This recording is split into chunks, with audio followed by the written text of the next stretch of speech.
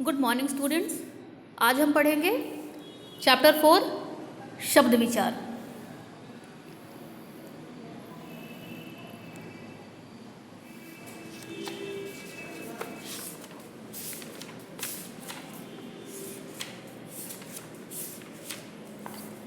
आपने पिछले पार्ट में पढ़ा होगा कि वह छोटी से छोटी ध्वनि जिसके और टुकड़े नहीं किए जा सकते उसे हम वर्ण कहते हैं।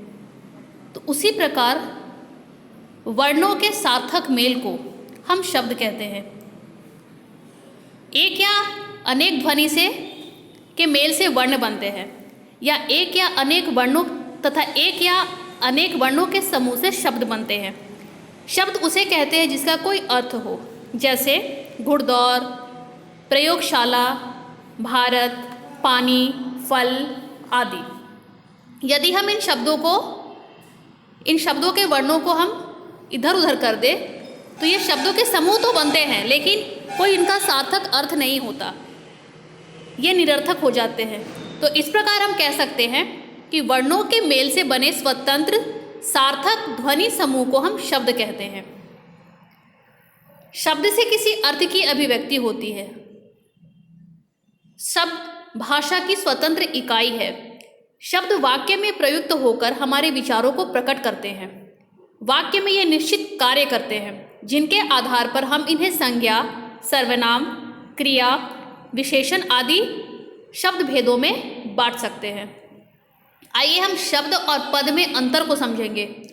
प्रत्येक स्वतंत्र सार्थक वर्ण समूह शब्द कहलाता है, यानी वर्णों का जो सार्थक मेल होता है जिसका कोई अर्थ निकले उसे हम शब्द कहते हैं। परंतु जब इसका प्रयोग हम वाक्य में करते हैं तो वह स्वतंत्र नहीं रहता। जब शब्दों का प्रयोग हम किसी वाक्य में करते हैं तो वो स्वतंत्र नहीं होता, बल्कि वहाँ व्याकरण के नियम लग जाते हैं। कारक, लिंग और वचन में वो बंध जाते हैं, तो उसका रूप भी बदल जाता है। तब वो शब्द न बन रहकर पद बन जाता है। जैसे लड़का, कविता और सुनाना, ये तीनों ही शब्द हैं। लेकिन अगर इनको हम वाक्यों में प्रयोग करते हैं, लड़कों ने कविताएं सुनाई, तो यहाँ पर यह शब्द न रहकर पद बन जाते हैं, क्योंकि इसमें व्याकरण के नियम के अनुसार इनका रूप बदल गया। शब्दों का वर्गीकरण। शब्दों का वर्गीकरण 5 प्रकार से करते हैं। पहला, रचना या बनावट के आधार पर। दूसरा, उत्पत्ति या स्रोत के आधार पर। तीसरा, अर्थ के आधार पर। चौथा, वाक्य में प्रयोग के आधार पर। तथा पांचवा, व्याकरणिक प्रकार्य के आधार पर। रचना या बनावट यानी वो शब्द बने कैसे हैं, उस आधार पर रचना, व्युत्पत्ति या बनावट के आधार पर शब्द के 3 भेद होते हैं: रूढ़ शब्द, यौगिक शब्द और योगरूढ़ शब्द। रूढ़ शब्द जिन शब्दों के सार्थक खंड ना हो सके, यानी जिसको हम सार्थक अलग अलग नहीं कर सकते, तथा जो विशेष अर्थ प्रकट करते हैं उन्हें हम रूढ़ शब्द कहते हैं। जैसे सीता, हाथ, रात, सुबह, खाना आदि।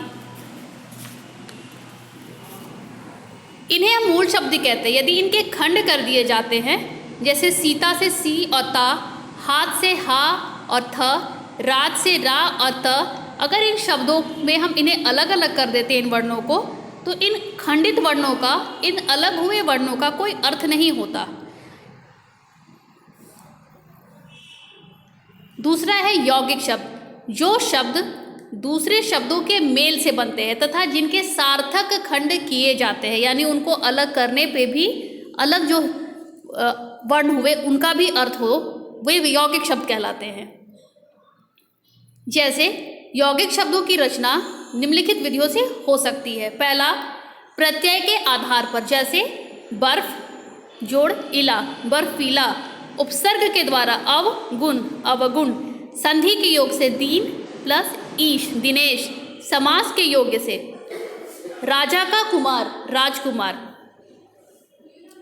जैसे पाठशाला, इन शब्दों को अगर हम पाठ प्लस शाला करते दोनों का ही अर्थ हो, ऐसे शब्द यौगिक शब्द कहलाते। देव, दूत। सुशील, पान वाला। शीश, महल। दान, वीर। यानी जो शब्द दूसरे शब्दों के मेल से बनते हैं तथा जिनके सार्थक खंड किए जाते हैं वे यौगिक शब्द कहलाते हैं। तीसरा है योग रूढ़ शब्द। जिस यौगिक शब्द से किसी रूढ़ अथवा विशेष अर्थ का बोध हो उसे हम योग रूढ़ शब्द कहते हैं। जैसे लंबोदर, लंबोदर का सामान्य अर्थ है लंबे पेट वाला, यानी वैसे यौगिक शब्द जिससे किसी विशेष अर्थ का बोध होता है वे योग रूढ़ शब्द कहलाते हैं।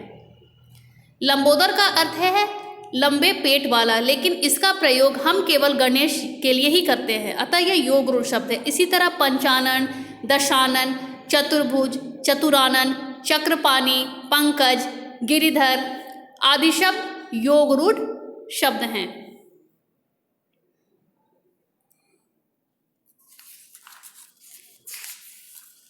तो इस प्रकार आपने पढ़ा कि वर्णों के मेल से बनी सार्थक ध्वनि शब्द कहलाती है, और शब्द पद तभी बनते हैं जब शब्द व्याकरणिक नियमों में बंधते हैं, तथा शब्दों के वर्गीकरण 5 आधारों पर किए जाते हैं, तथा रचना के आधार पर शब्द के 3 भेद हैं, रूढ़ शब्द, यौगिक शब्द एवं योग रूढ़ शब्द। आप यहाँ तक ध्यान से पढ़ेंगे।